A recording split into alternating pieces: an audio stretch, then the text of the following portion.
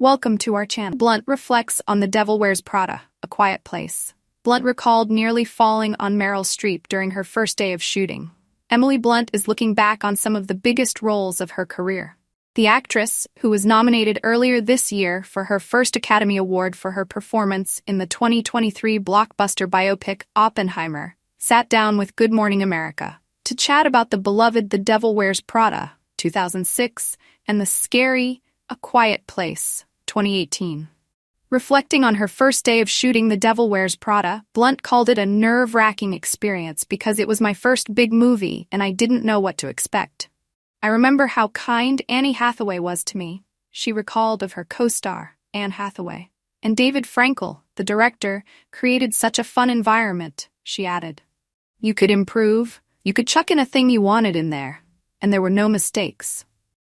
One thing she said stuck out to her about her first day on set was how she fell practically on Meryl Streep during a scene that required her to run down a corridor in high heels, which she admitted she is not very good at walking in.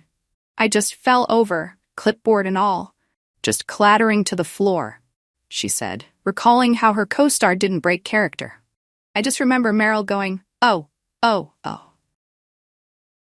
As for what Blunt took away from her time shooting The Devil Wears Prada, her first foray into comedy, she said she learned to embrace openness and to just throw the kitchen sink at it, because you don't know what's going to be funny, and just try to be as free and as loose as possible. It was the perfect environment in order to try comedy for the first time, because you could throw anything at the wall to see what would stick, she noted.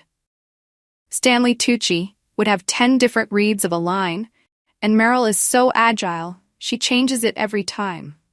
Like you don't really know what you're going to get with every take. Fast forward 12 years later, and Blunt found herself diving into a new genre, horror, by starring alongside husband John Krasinski in A Quiet Place, which Krasinski also directed. I hadn't done horror like that before, and I'd never realized how tiring it is to be constantly hyper